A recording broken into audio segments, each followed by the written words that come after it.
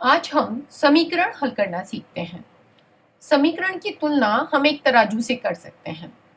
एक समीकरण क्या है, ये हम पिछले भाग में बनाना सीख चुके हैं कि हम दैनिक जीवन की अपनी कुछ समस्याओं को अ, कथन से किस में बदल सकते हैं, गणितीय समीकरण में बदल सकते हैं और उसको हल करके हम अपनी पहेली को हल कर सकते हैं। तो अब वो पहेली हल कैसे करेंगे, उसको समझने के लिए हमें समीकरण हल करना आना चाहिए। तो समीकरण एक तराजू की तरह होती है जिसमें दोनों पलड़े हमेशा बराबर होते हैं। तो मान लेते हैं हम कि इस पलड़े में x है, एक चर है, और इस पलड़े में 9 है, यानी कि हमारी समीकरण क्या है, x बराबर 9, यानी कि x का मान हमें यहाँ पता है 9 है। और इस तराजू में यदि हम एक पलड़े में कुछ भी रखेंगे तो हमें उतना ही दूसरे पलड़े में भी रखना पड़ेगा, यानी कि हम इस डंडी को क्षैतिज रखने के लिए हमें दोनों तरफ से बराबर निकालना होगा या बराबर रखना होगा।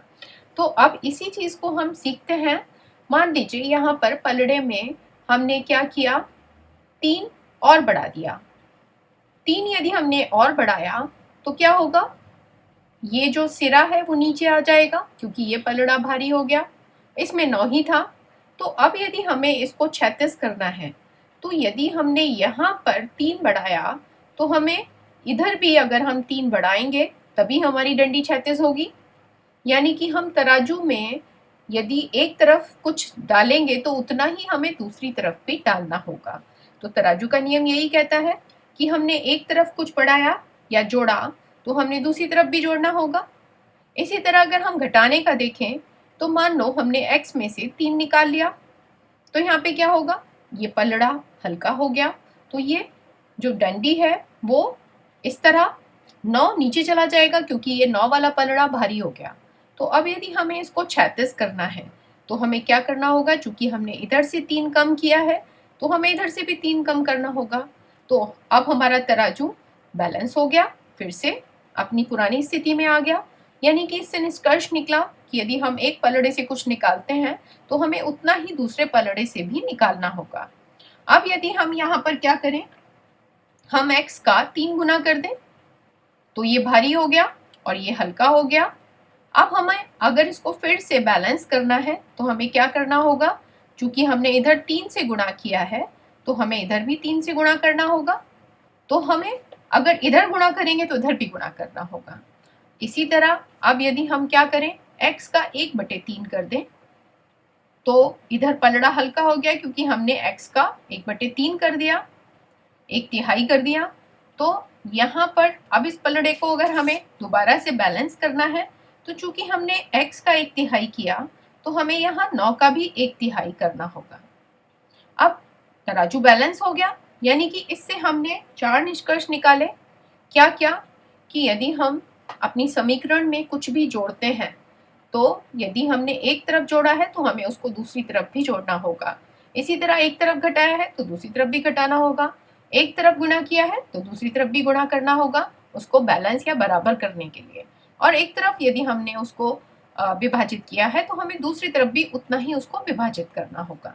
तो अब जरा ये जो समीकरणें बनी है इनको हल किस तरह करेंगे।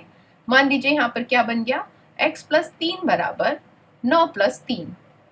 हमें चाहिए क्या, यहाँ पर x चाहिए, यानी कि यदि हमें x चाहिए तो हमें इस 3 को हटाना होगा। अगर हम इस 3 को हटाएंगे तो हमें क्या करना होगा, 3 यहाँ से कम भी करना होगा। 3 हमने यहाँ कम किया तो हमें यहाँ भी कम करना होगा। तो हमने देखा कि यहाँ तो हमें x मिल गया और यहाँ हमें 9 मिल गया। तो इस तरीके से हमारी बैलेंस समीकरण आ गई, यानी कि x का मान तो 9 ही था। अब यहाँ देखें यदि, तो x - 3 बराबर क्या था, 9 - 3 था। हमें x चाहिए, यहाँ पर 3 तो नहीं चाहिए, तो हम क्या करेंगे, 3 जोड़ेंगे, इधर जोड़ेंगे तो हमें इधर भी जोड़ना होगा। ये 3 आपस में कैंसिल हो गए तो यहाँ हमारे पास x बच गया और यहाँ हमारे पास 9 - 3 + 3, यहाँ भी हमारे पास 9 आ गया।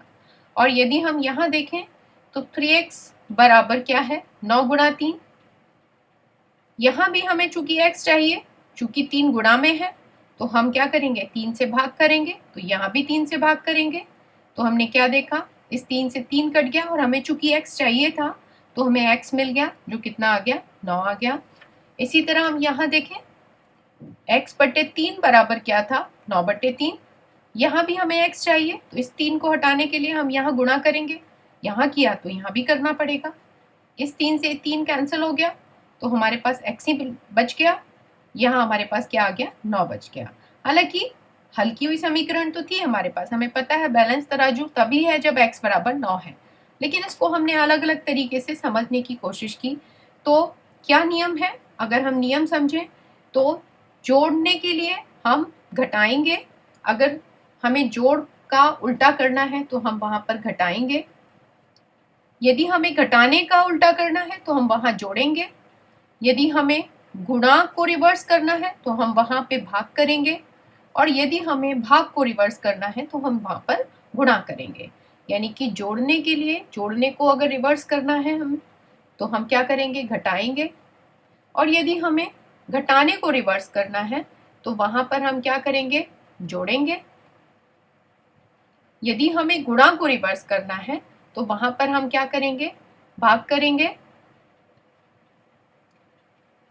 भट्टे में कर देंगे, और यदि हमें भाग को रिवर्स करना है तो हम वहां पर क्या करेंगे, वहां हम गुणा करेंगे।